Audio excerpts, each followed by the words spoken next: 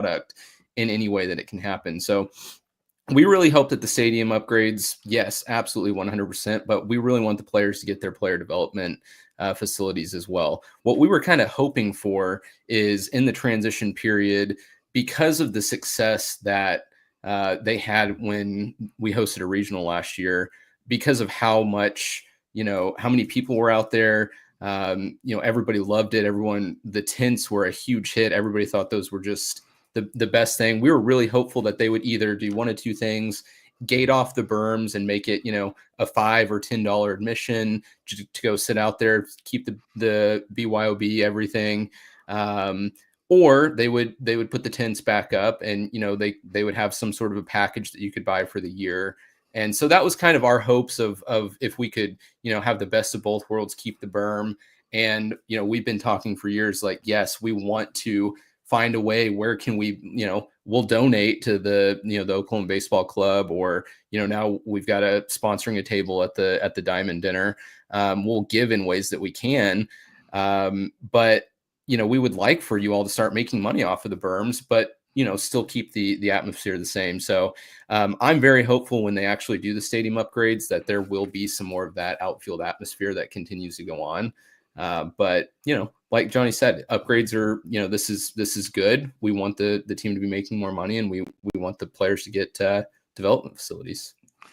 Yeah, absolutely. And with that, it's like, player development, making money, it's kind of like when, like, before softball was winning all the time, right? And even to a point before baseball was on their current kind of trajectory under Skip, right? Like, they had like the Pete Hughes era that you ruined and things like that. Was like it was almost like, oh, this is kind of cool because we got it. But then it's like, I don't know, it's weird. It's like, oh, we like the way it was, but we understand for this thing to really take off, it can't be like it is. You know what I mean? Like, it's kind of like when softball wasn't winning. It's like, oh, you could go and just get a ticket for free. Like right now, like I got one of the agents for a lot of the players was like, how come you're always at baseball games? You never come to softball. I was like, well, part of it is I can't get a ticket to softball. I'm like, it's a harder ticket to get than anything. And they're like, I'm like, that's crazy. Like but in order to get to that level, and you wanted to get to that level, you want baseball to be the toughest ticket on campus. But it's got to go through this evolution process, to get there. So what it looks like, we'll see. Right. We'll see this season what it looks like, who's out there, who's, donating to this, that, or the other. Maybe it's just such a fun environment being right on top of the players that they're like, man, this is exactly what we want. Right. So, it's something. I'm just glad they're doing something, because if they're going to continue to ask for money, they need to spend it on something. And that's, if they wouldn't have done anything in this offseason and they still would have been like, hey guys, we need more money. We need more money. We need more money. It's like, okay, like, yeah, sounds good, but are we going to see any of it? So I'm glad they did something. I think they had to do something. So they've got the drink rails. They've got the Section 405. They've brought in new partners, or more partners for concessions. I think I forget there's a fourth thing. I forget what it was on the graphic. The loge boxes. Yeah, the loge boxes. So it's like they're doing stuff, which I like to see. I think they're still $7.5 million short, $5 million, something like that, on the total, expansion, the total rebuild. But again, money comes in when you win, and that just is what it is. If they, and I also think there's going to be some, I don't want to call it embarrassment. I think that when OU hosted their regional, I think they saw, okay, this looks good. Like, you do not want your facilities on ESPN looking like crap. And that can be a national embarrassment. If you're in charge, like if you're administration and you are in charge of this athletic department, if people are making fun of your facilities, that falls under you. Like, that's a direct reflection of your leadership if you have the worst facilities in the SEC. So, like, I think maybe, other teams, fans coming in, having the basketball game the other night or last night, the Auburn SEC network announcers were making fun of OU fans and OU's atmosphere, and the game was played in Auburn. Like it had nothing to do and it was just like, oh man, they don't have it like this in Norman. Hey, Sooner fans, get out and support your basketball team. It was like, what are we doing? So hearing that as an administrator, that's got to be embarrassing. It simply has to be. I'm embarrassed as a fan. So and I go to the games. I live in Tulsa, right? I mean, I'll go to the games. I go to basketball games. You guys know I'll go to baseball games and whatnot. So anyways, it's interesting because you're going to continue to get asked for more money, but I am glad they're doing something. I agree. I agree entirely with JP when he says player development facilities have to be before anything else. That's what after what's implemented this year. Totally agree. Make sure you do what you can to retain your players, retain your coaches, give them what they want. Because if they'll put a really good product on the field, then the rest will come. The money will come. And Coach Drew England is bragging that he coaches at one of the wealthiest private schools in the metro. The high school he works at just raised $6.5 million for new facilities. Why can't OU do that? Well, Mount St. Mary, they're pretty highfalutin over there, so they've got fewer expenditures. I'll put it that way. I don't know how many of I don't know how many Mount St. Mary athletes are making what Cam Johnson's making, or what Skip Johnson's making. So maybe a little bit of difference. But what would you guys, if you guys had your wish list, say your top 3 things that you want OU, and it could be the same, it could be different. Top 3 things you want OU to spend money on next, what would they be? Schultze, I'll start with you, and then I'll go to Johnny. Yeah, I mean the player development, the pitching lab. I think that's probably number 1. I mean, we already get some of, if not the best recruits in the country on the mound, so that will only continue with the pitching lab. So that would be number 1. Number 2. I will go ahead and mention O'Brate since it's the baseball stadium in the state. Obviously, bummer here, but the corrals that they have are phenomenal. That is the way to go. That is if you wanted to know my ideal, OU baseball experience, it would be in one of those corrals where you can have up to 15 to 20 people. There's, I think, a Blackstone there. It's kind of bring your own food and you can cook it up. It's just that is the atmosphere that you're really looking for. So that would be number 2. Number 3, boy. And those have always been number 1 and 2. I would like for them to continue to do something in the outfield. I think we all talk about number of seats. That's a good thing. We want more butts in seats, but when you watch a Tennessee game or an Arkansas game, some of the coolest things that you see is when someone hits a home run and they pan out to the outfield. That is cool. You get the beers thrown up in the air. You get, people are going nuts. That is one of the coolest things you see. So I want to not just make it everything, inside, just right around the field in the stadium. Those are the tickets that people want to be sitting by the field. I get it. But when you look at, a big outfield full of people and you see a home run and you see the outfield going wild, beers thrown up in the air, drinks thrown up in the air, it's one of the coolest things to see. So those would be my top 3. Johnny? I mean, I might just repeat what Brandon said. No, player development is first and foremost. We had Kendall Pettis on the podcast last week, and he was talking about how they had to, fight over batting cage lanes. That's not something that we should be dealing with at a Division I university. So it is 100% player development first and foremost. Pitching lab, exactly like Brandon said, the best pitching coach in the country deserves to have a pitching lab. In their own workout facility, they do not have a weight room that is dedicated to themselves, and that's a shame. Yeah. So having to share a weight room with anybody else, I don't want them to have to do that. I want them to have all their own independent things. And from what I understand, the player development facility will include every bit of that, including the aforementioned pitching lab. And we talked about how things are going to pan out as far as those upgrades go. The player development facility has to be built first because they plan on expanding off of that facility as far as seating goes. Structurally, it has to be first in the order of things. Right. It can't be. It's not just on a wish list thing. It's a structural thing that has to come first. Right. And, and what I've been told about a lot of the things are going like Section 405 and the loge boxes and everything, to think about these as temporary, because this is not in lieu of our stadium upgrades. This is, a preparation for. And part of what they're doing is, I believe, is they're making space for when they do break ground, they'll be able to, have something going on out there if they're under construction. Because I feel like we're probably going to be under construction for the 2026 season. At least. I hope so, because going on in it. I hope so, because that means we're building stuff. Well, in everything that's been said to me in the past, 3 months is that they will be breaking ground within 12 months. And that was in, November, December. So we're looking at within the next calendar year, them breaking ground on at least something. And what I understand, they're moving bullpens first. So Section 405 will most definitely be a temporary thing for at least this year, and then we'll see where we go from there. We talked about the loge boxes.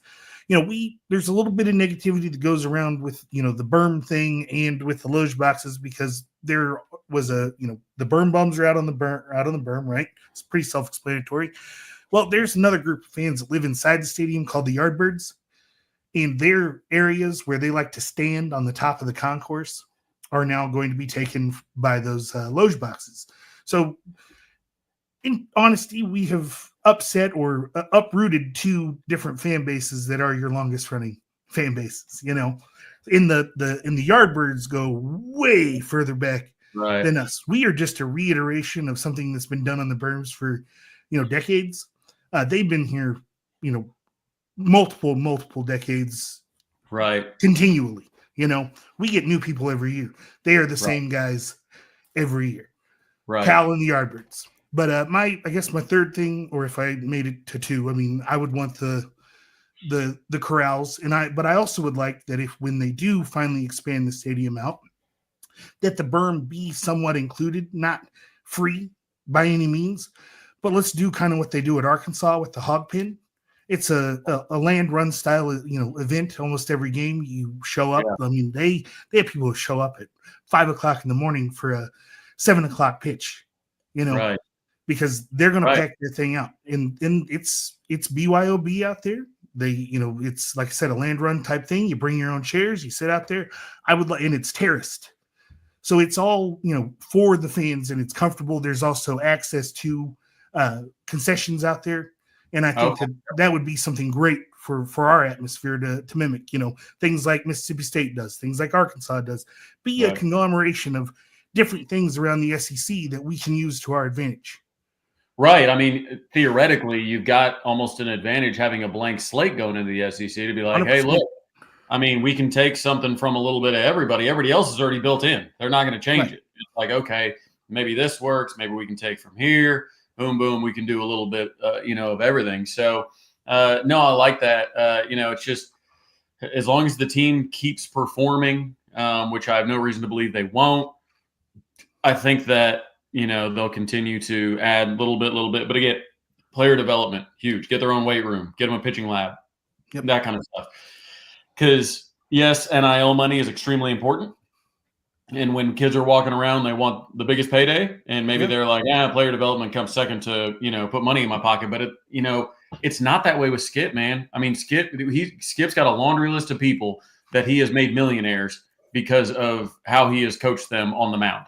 So yeah, you can talk NIL money and all this, that, and the other, but ain't no money like, first round draft pick money. You know what I mean? So yeah.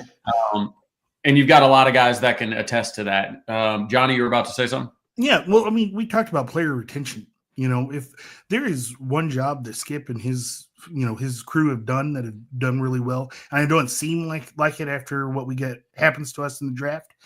First of all, Skip and his coach's jobs are to get those guys into the pros. Yes, win a national title for OU, but his other job is to make sure that they get paid to play baseball one day. And he's done a very, very good job at that. But as far as player retention goes, does anyone think that there weren't other schools in the Witherspoon's ears this year saying, hey, man, we got a ton of NIL. You and your brother come here. You got it made in the shade. You what? Easton Carmichael. Yeah, I mean, Easton as well. plenty of people in his ear. Right. But the fact that, we have so little to work with, and their name and their goes long, a long enough way to keep those guys here. Right. Their reputation. Their reputation is good enough to keep those guys here, just as a testament to what a good job he's done. And I know that falling short in own regional is not what anybody wants, but right. I mean, at least we're giving ourselves opportunities. We're right. I mean, just like that's baseball for you, right? I mean, as many times at the plate you can get. Give me another at bat, and that's what a regional appearance is, right? It's an at bat. It's a sport of failure. Only one team wins a national championship. So, like, that's what it is. Give me enough swings at the plate. Give me enough regionals. If you can host a regional 3 out of 4 years or 4 out of 4 years, you're gonna make it out. Like it's just you're going to, but you need enough hacks at the plate. You're probably going to, unless you're Oklahoma State. But there it is. Yeah. I knew that's what you were trying to get to, but I got to be careful. They're a client as well, oddly enough. But the coaches are, the players aren't. But anyways, that's what's, and I guess we can kind of get into it now. But what's kind of the I don't know. What do you guys expect from this team? If I were, say, I'm a new guy to OU baseball, and I've been big into, I'm a football guy. And one last point I wanted to make on that before I moved on. I just remembered it. Do you guys feel, because I feel this way, that Skip Johnson almost isn't given as much support because he's so good without it? So where it's like, it feels like Bill Bedenbaugh with NIL money. Like Bill Bedenbaugh is known as the best developmental offensive line coach in America.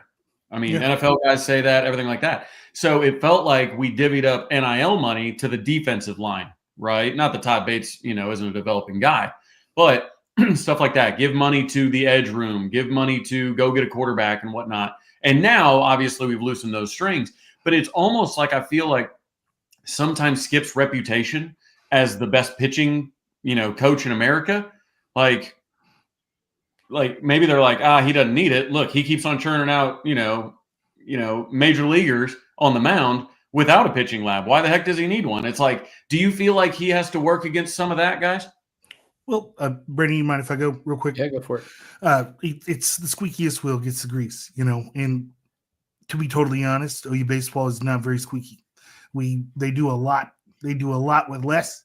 And you're right. That's exactly why there's not a lot of help coming for him, because they just think that, he can do it without it. But I think that what we saw this summer, with the possibility of him going to A&M, that was kind of a way of forcing the squeak, if you will, because they do need help. And if you're sitting there and you are on the cusp of, you're hosting regionals, you're making Omaha, we're consistently in a regional every year now. Like there was a time, not 5-6 years ago, we couldn't sniff a regional, and so things have definitely changed, but I don't like that at all. That is the case. It doesn't mean I have to like it, but yeah, I completely agree that he does such a good job that there just isn't enough there to say, let's give you all this money. When I wish it was, let's see what you can do with a war chest, Yeah. We've also experienced what it's like, I think negativity from the OU fan base can be like a lot lately. But we get like that with a lot of our sports. And so the thing that challenges me sometimes, and we talk about program momentum and, how do we keep this thing moving? And Skip does need a lot, but we need more money to get those things. And we need people buying tickets and all this is, the people that, and I think OU baseball and basketball are in similar situations where the people are going to say they start losing a few games, maybe, and they start saying, man, I'm just not going to go to the games, not going to have good attendance because they're not winning. Well, that doesn't help anything. That doesn't change the trajectory at all. So what I can get more frustrated at is, if we start going through a year, like even last year, even on the Omaha year, there were people, midway through the year that were talking about how the team's not that good and they're not going to, spend their time on it. So Right. that's a frustrating thing, because you look at it and say, okay, well, do you not think they would be better if they had more? Then why wouldn't you want to promote that? Why wouldn't you want to make it better? Well, it's the phrase I use a lot. There are two types of fans. The types of fans that go to be entertained and they expect to win and they want to be entertained by a winning team, or the other type of fan that shows up to impact the game, to make sure that the team has a better chance to win. So it's like, it's the idea, the notion of, if they start winning games, I'll show up, is backwards to me. That's putting the cart before the horse. That's chicken before the egg type situation. It's like no, like, if you go more, they will win more, because you want to create. I mean, the basketball game at Auburn last night, it's like, God, that atmosphere is incredible. I don't remember the last time Lloyd Noble was like that. But people will say, oh, you can't do it at Lloyd Noble. I don't know. During Billy Ball, it was some of the best atmospheres that the city of Norman's ever seen. So it can be done. Now, I think the Thunder coming to town definitely has something to do with pulling the basketball fans out of the LNC and out of Gallagher-Iba, but baseball doesn't deal with that. And I also think it's like, hey, baseball just played for a national championship in 2022 with their current budget. Football's 6-7. Basketball's missed the tournament these 3 years. Why are we going to pour money into the thing that's working? Why are we going to? Let's pour money into the things that need new things, that need new coaches, that need new players, that need new, whatever. And I think that's a frustrating part for OU baseball, because I feel like their results are causing them to be almost taken for granted a little bit, like that's kind of from my perspective on it a little bit. So, not to belabor the point, because I'm sure we've got other things, like actually talking about the team and stuff this year. But I know probably not a lot of people are college baseball fans, in general, not just OU baseball, college baseball fans. But to the whole point of, it's Auburn or whatever, it needs these giant stadiums. I would love to just put out a tweet of just some of the top mid majors to watch. Like, just go on a Tuesday night when they play a big D1 school, like Louisiana Tech is a big one, which we'll actually be playing them. ECU, East Carolina, like that's a mid major. But you call that place the jungle. I mean, it's insane, the amount of people that show up, the atmosphere that they create. And yeah, they're both good programs. Louisiana Tech's not necessarily a top of the top. Yeah. East Carolina hasn't been out of a super regional, and I don't even know when. But those fan bases show up, they make it an atmosphere, they make it awesome, and they're mid-major. So, I don't think there's any excuse about, well, the facilities aren't good enough, or you can't do that here. It is people should be able to come if they want to come to the game.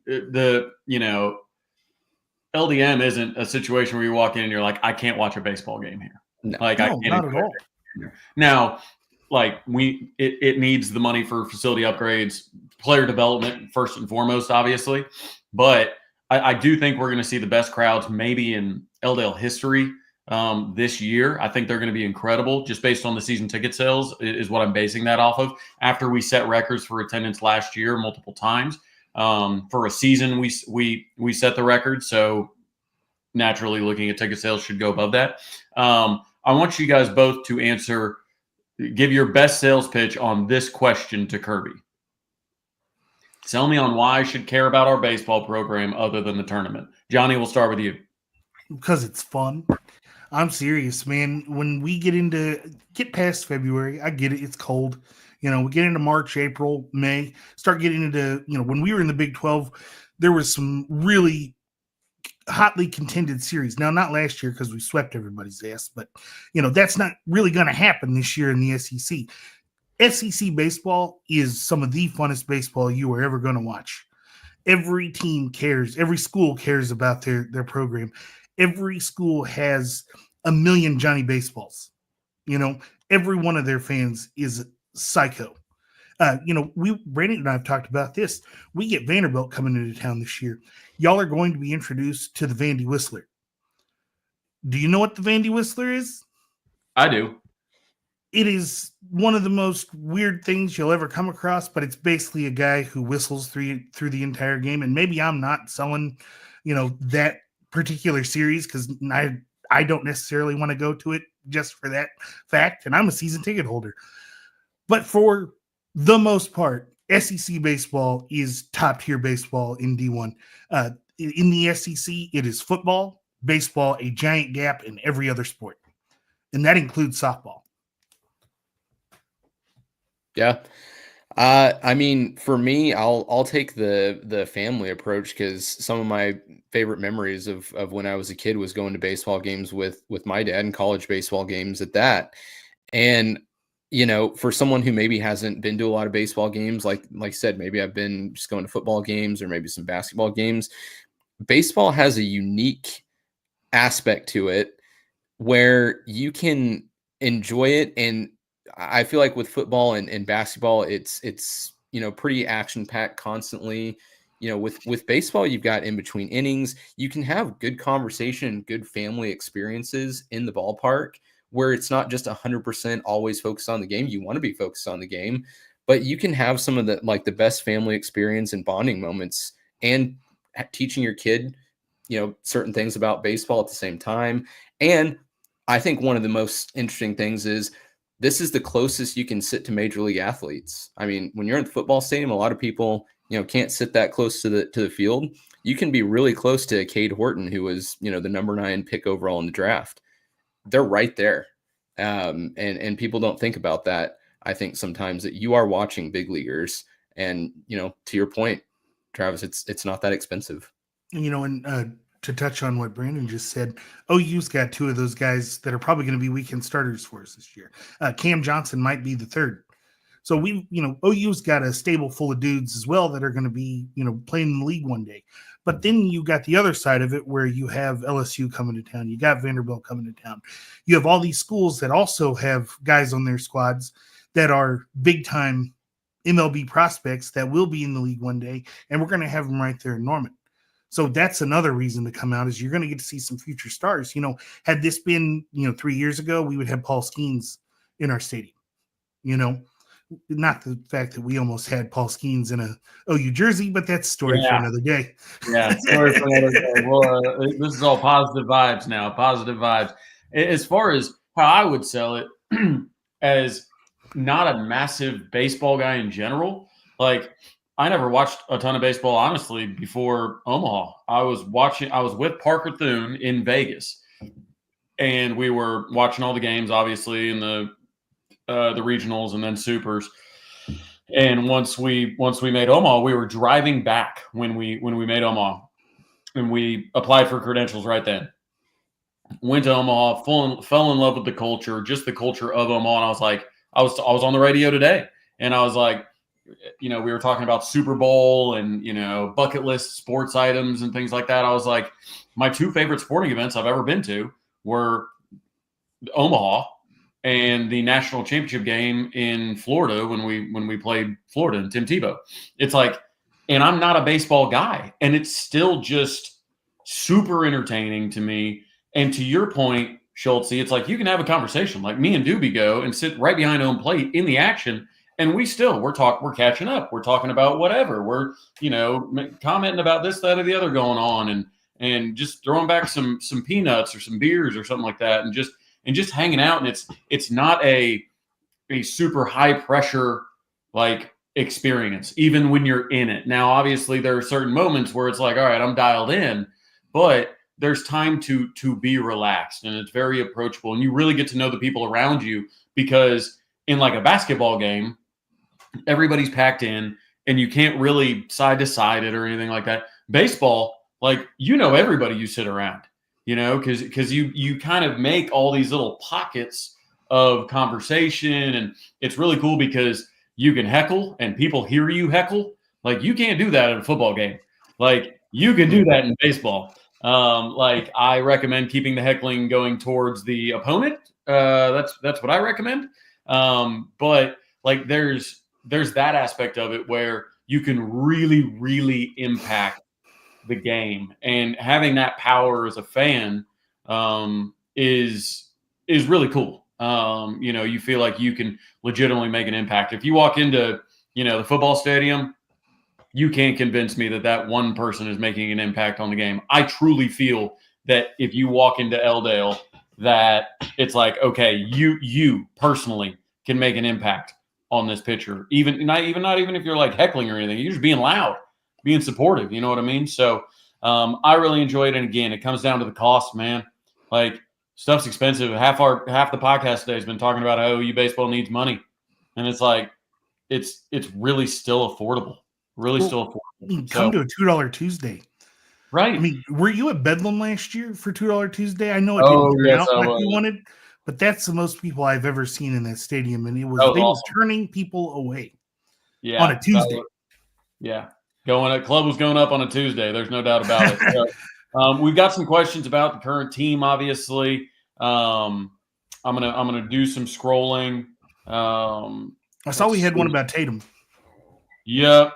Let's go here. Mr. Kirby. He's the one he asked you to sell him. So now sell him on the best player. Well, our best player is more than likely Kyson Witherspoon, followed probably by his brother. There is a little known player on our roster. His name is Landon Victorian. He is a true freshman. We snatched him out of the mouth of LSU to come to Norman. I feel like that's a sleeper kid that we're probably really going to be able to get behind this year. He's electric. He's kind of built a little like Calhoun was a couple years. I don't know if anybody remembers that cat, but he's kind of built like him, maybe a little bit taller, but throws a heck of a lot harder. And his strikeout ability is just through the roof. But as far as defensive or hitting wise, I would probably say Carmichael. I'd say that's definitely our most consistent hitter. If you're looking for power, it's probably going to be Willits. Yep. I was going to let Brandon go from here. Just save some guys. No, you definitely hit on Willits. I really think Willits could have a massive year this year. I think he's put on some weight, some good weight. Like, I think his power numbers, which 10 home runs last year, a lot of people don't know this, and in all reality, I don't think we knew it until he was on the podcast last year. But his hand was hurt at the beginning of last year, and he switched to an axe handle bat for a while and fixed that, and he went on a tear the back half of the year. So a full healthy year for him, with some added power, a year under his belt, no longer a freshman. I think he's the guy that can have maybe the highest ceiling. I think the cool thing about Easton is that he's a guy that's been hitting 300 his whole career. So it's like, I feel like exactly what to expect from him. And so I'm definitely excited about that. Another guy that I'd, on the field really look out for, I think is Walk. I'm interested to see what he is going to look like after the summer and fall. The speeds there. We've had Spike at center field for so many years now. It was funny. We were recording on Monday, and we were talking about, there was a time where we were looking at center field and saying, how in the world are we going to replace Spikerman and someone who can, run like him, track fly balls like him?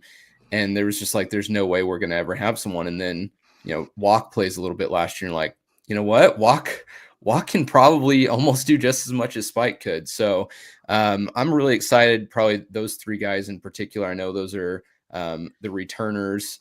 But yeah, I'm really excited for that group. Well, and we almost had a little bit of drama. Not I mean, a good problem to have, but we have 4 outfielders that all should be playing last year, right? Like, I mean, It was at a certain point, it was like, okay, what do you do? Like, you can't sit KP because he's KP. He's the, one of the emotional leaders of the team. He's built for, clutch moments. He's got the attitude to him. Like, you just can't, you can't sit Spike. Walk was showing out. Like, it was just like, it was nuts. And I was like, goodness gracious. I was like, we are blessed in the outfield for sure. Is Jason Walk going to be hitting with his pencil bat this year? His Victus pencil bat?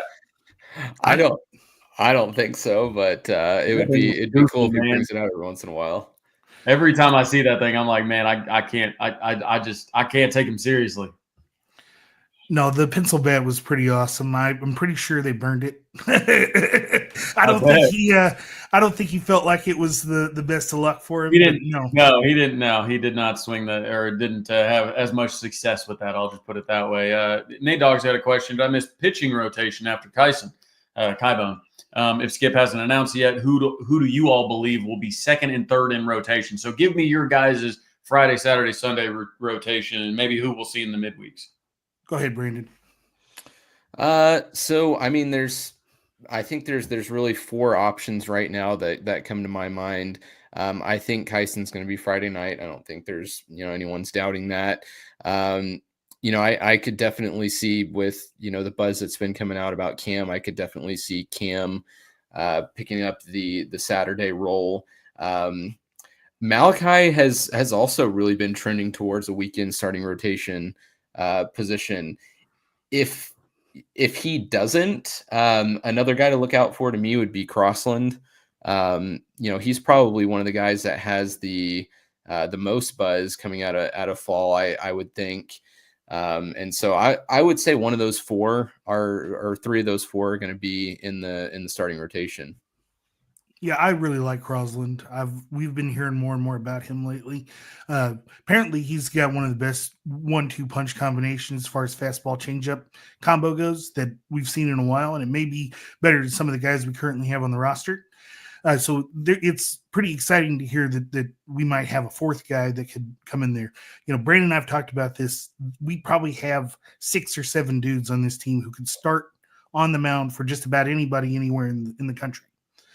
So we have a wealth of riches to work with. In having a guy like Skip Johnson to work with that group of dudes is going to be extremely beneficial as we head into the SEC, because we replaced a lot, but we also gained a lot in all this.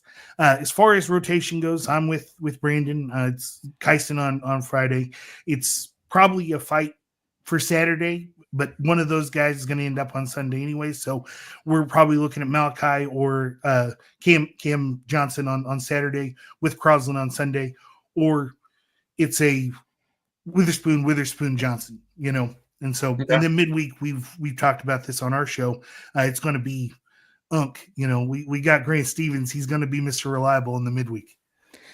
I think left, right. I love Grant Stevens. When last year, he pitches with so much swagger, and it was so funny because I think a lot of people were just under the assumption that he didn't have any more eligibility left. No. And then it was just like, hey, I'm coming back. And it's like, what? What do you mean he's coming back?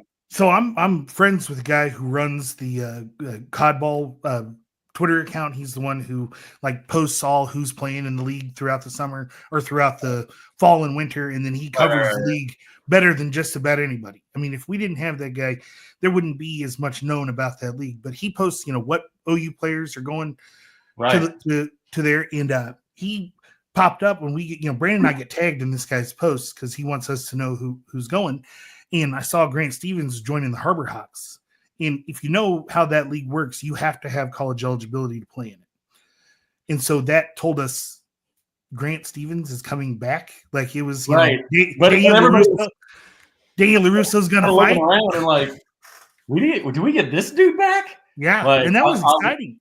I love Grant Stevens. Absolutely love that guy. He's probably obviously the Witherspoon twins, I love to death. They're super fun to watch. But Grant Stevens, he brings a little extra bit of that attitude to the mound that I really like. You got to have a Grant Stevens on your team every year. Right. He's good for business and good for the locker room. It helps when your Grant Stevens is Grant Stevens. Exactly. That is helpful. So I want to know who the Snyder is this year, though. Kirby's asking about Peyton Graham. I imagine when you think of a tall, skinny dude who's our best player, you're thinking of Peyton Graham. So yeah, he was second round to Detroit. Still there, yeah. Still there. Played in the Arizona Fall League this year. Yeah. Last transaction of his was he was assigned to the Scottsdale Scorpions after the Erie Seawolves from the Lakeland Flying Tigers and the West Michigan Whitecaps. I believe that Scottsdale assignment is the Fall League. Fall League. Yeah. Fall League, and that's awesome for him because a lot of guys get promoted out of there later on, and it's a good place to get yourself looked at by your own club, you know. Right. So that was Man, that's he went on great. such a run there in that postseason. It felt like he could hit he was hitting everything, man. Oh yeah. He was a Peyton machine. is a legend in and of himself. You know, we have his little brother with us now. Reed Graham. Yeah. No, so and he's probably about year out from being an everyday guy for us. We're setting up for years to come. So oh yeah, you got little Willits on the way too, right? Isn't there like a whole army of Willitses, or how many we got now? We got Jackson, and then what's his little brother's name? We can hope that Eli Willits comes to the University of Oklahoma, but there are some projections out there where he is the #1 overall draft pick. The cat up in Stillwater, you know, I forget what his name is, right? Was it a Holiday or something like that? Yeah. No, he's a client. Yeah. Holiday, yes. We have 2 players in the state of Oklahoma that are possibly 1 and 2, you know, at least top 5 draft picks. So the hope that Eli comes here is only set in the fact that his father is here and his brother is here, and they might get 1 year to play with each other. Hey, that's about as good a sales pitch as you can get, man. There you go. Yeah. Dad and brother. If you can't close that, then I mean, $7 million, Trav. It'll still be there. I mean, you got Garrett Cole. I mean, he did it. Yeah, he got drafted 6th overall in one draft, went to school for 3 years, got drafted like 4th or 5th in that draft. So it can be done. It can be done. It can be done. We've got the proof is in the pudding, as they say. So, yeah, that would be nice. Boomer129. I'm sorry to disappoint, but I am playing host solo this evening to our wonderful guests here that were generous enough to join us. JP has the flu, so I imagine he'll be heating up some apple cider, sipping on that, and probably having some soup. We know how much he loves soup. And he'll be right as rain. Does JP enjoy the horns down at all? Oh yeah, we enjoy it. Oh, absolutely. Well, he's a big apple guy. You make a hot toddy out of that. Oh yeah, out of that stuff. And I mean, last year when I wasn't feeling well, I made a couple hot toddies out of it, and I mean, it brought us back around. I'm not saying we need to rely on that as some sort of cure-all, but it sure helps. It sure helps. All right, we play a game just to close it out called This or That. So there's no flip-flopping, anything like that. You've got to pick. So I'm going to go try and make them a little baseball related given the theme. But this is you doing it. If you had the opportunity to do this, which would you rather do? Walk-off hit or walk-off robbery over the wall? So you're talking about catching a ball off robbing a home run? Yep. Walk-off homer. I mean, Johnny's bat flipping like nobody's ever seen on this. Just one of those like South Korean, just like. Oh yeah, no, it's gone like my girlfriend, and you know all that. So yeah, no, Johnny's bat flipping. I'm watching it as it leaves the park. That's definitely man, I'm going with. I'm a defense first guy, so I do the walk-off robbery, honestly, and I played up the middle, so we'll do a diving stop and throw the guy out at first. There you go. No doubt about it. I feel like, I mean, the hit obviously showing up the pitcher with with the pimping and whatnot, but you're expected to, you're on offense. I'm the scorer. Like with the robbery, I think to myself, especially if it's a home run robbery, it's like you're taking their hope from them. Like they felt so good about it. Like they thought that they were, if it's a, walk off either way, if it was going to be a 2-run shot and they're down 1, if you can go and jump over, like I feel like it's the difference between, swatting a dunk. Like, you know what I mean? Like somebody tries to posterize you and you stop them because they go in with so much hope and they feel so good about it and you snatch their heart out. So that's the old defense. So, okay. We have one of the best gifts in OU baseball, gifts from a walk-off diving catch from Spike. Oh yeah. Tech. So yep, absolutely. The double fist bump afterwards. Yep. I know well. I know my OU baseball gift game. I mean, I might have made most of them. Exactly. That's probably why I know them. All right. Next, I'm going ballpark snack. So we're going peanuts or nachos. Oh, this is a tough one because I am a pretty big nacho guy, but I like drinking beer. I'm on a no what is it called? No booze, or what is it for Dry January? January. Dry January. I'm on a Well, it's dry February 20. now, so drink up. Well, I'm on a dry 2025. Oh But my! Okay. I do enjoy a stadium beer, and there is really, and our friend Michael Trojan turned me onto this. Oh is yeah. dropping a beer or dropping a peanut in your beer, a whole peanut, salty peanut in the top of your beer. Drink your beer and then eat that peanut. It is actually pretty dang good. So I'm going peanuts. Something Trojan would do. Peanuts, no doubt. Not even close for me. Interesting. Now, have you ever met anybody who eats the whole thing, like a shell and all? Do people do that with boiled peanuts or no? I think that is a thing, but Traj, my dad used to do it. I used to do it. It's not real good on the gut. It's a ton of fiber. No, I wouldn't do that. That seems like a mistake. But I mean, I know people who do it. Traj does it. My dad used to do it, and I mean, I've been known to do it a time or two. I'll do it. Not taking the Big Mac out of the box. Like he's like, come on now. It's the delivery method. You know, like, do you eat the banana peel too? Like, what are we doing here? No. But I mean, it takes the workload down a little bit. That's just lazy as hell. I know people that chew up the sunflower seeds and swallow them. I'm like, what are you doing? That's disgusting. I mean, I was there. I've been there before as well. Goodness gracious, Johnny. No, I'm a big sunflower seed guy. I always bring a bag into the stadium. I'm sorry, OU. I still buy concessions. I promise. I just bring some sunflower seeds too. I got to go with the spits, like black pepper or like dill pickle or something like that though, because they don't have the they don't have like the seasoning on the outside, and that's where like one pack, because I'll go through like a bag in a series, no problem, but it's like 4,000 milligrams of sodium, where the Spitz ones don't have that. They're still flavored, but they don't have the like added salt. I got to go with those, or else I'll be puffy, man. You look down at my ankles. I mean, I'm like this. I'm like, man, I gotta cut down on the salt. You ever had Chinook seedery? The Chinook seeds? No, I got a couple NIL deals for some football players through them, but I always felt awkward because I was like, I could do this, but I was like, I'm trying to get them for football play. I don't know. It was just kind of weird, but I would love to try them. I've not had them before.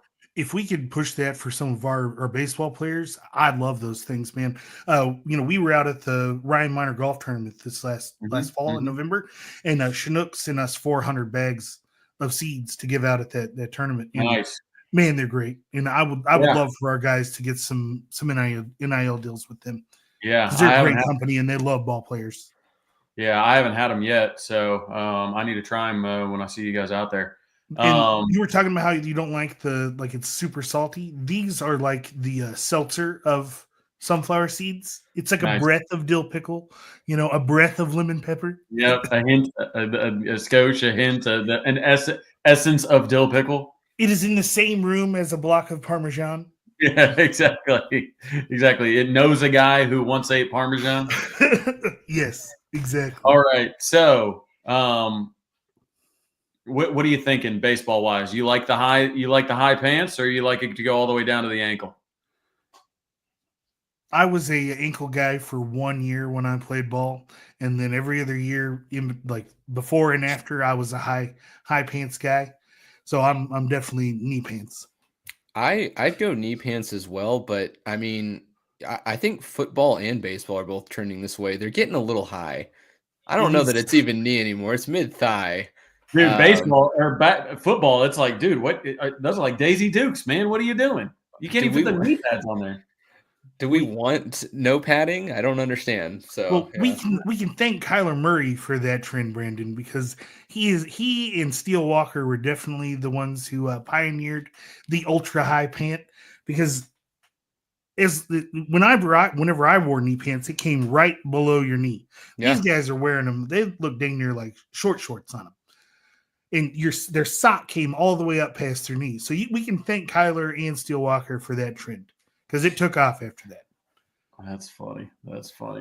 Well, that concludes the this or that.